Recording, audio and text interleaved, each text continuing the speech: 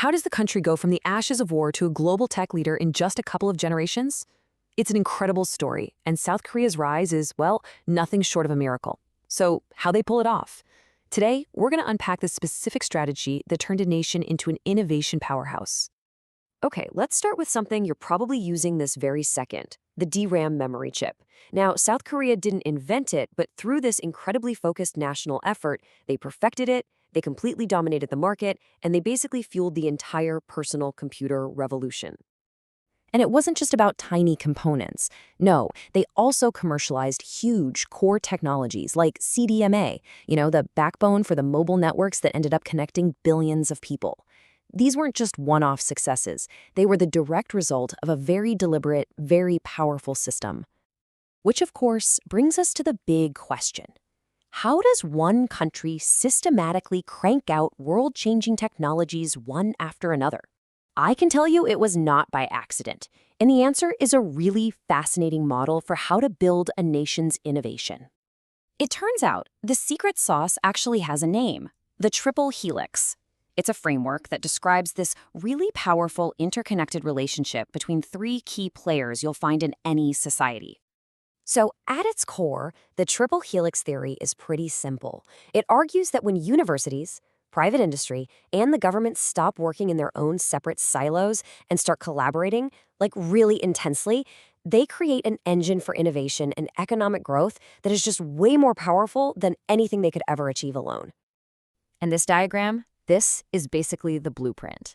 See, over on the far left, you've got government policy. We're talking funding, regulations, that kind of thing. That policy feeds the collaboration in the middle, things like joint research labs and contracts.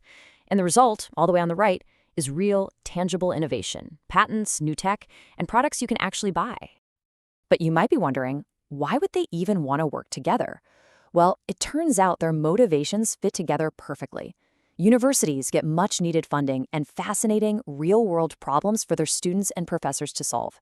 And industry? They get access to brilliant researchers, a pipeline of future employees, and cutting-edge R&D they could never afford to do all by themselves. It's a classic win-win, right? It creates this powerful reason for everybody to get on board. Now, a system like this doesn't just pop up overnight. Oh no. South Korea spent decades meticulously building this collaborative engine, piece by piece, always with a very clear, long-term vision in mind. This whole strategy really evolved in three distinct phases. First, back in the 60s and 70s, it was all about imitation, learning from others, building the basics. Then came creative imitation, where they started adapting and improving existing technology. And finally, from the 90s onward, the whole game shifted to true, pure innovation, creating brand new stuff and really mobilizing the full power of their universities.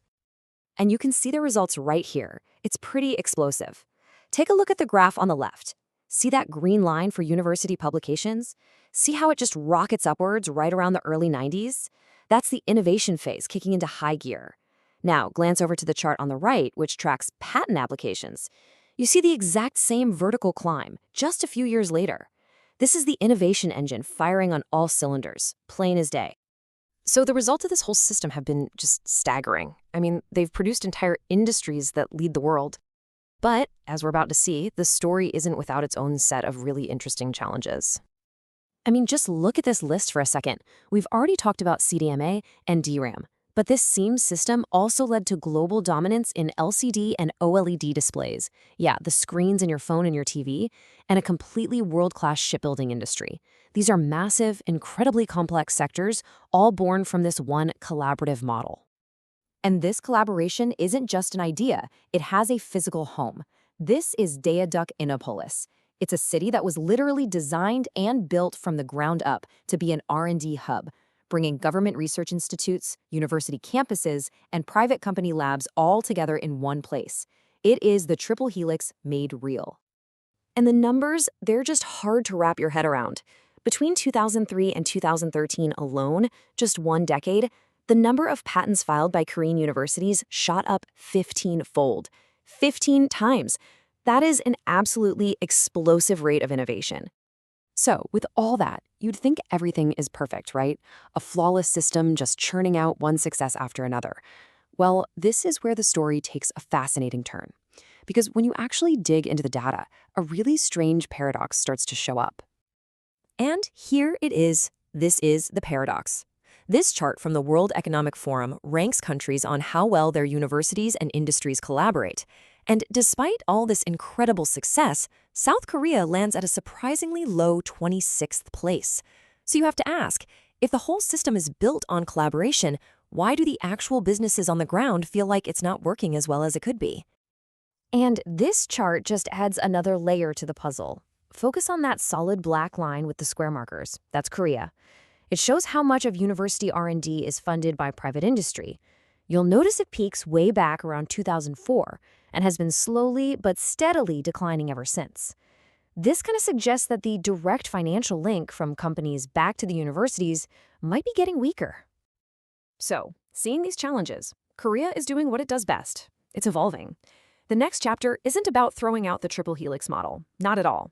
It's about refining it for a whole new era.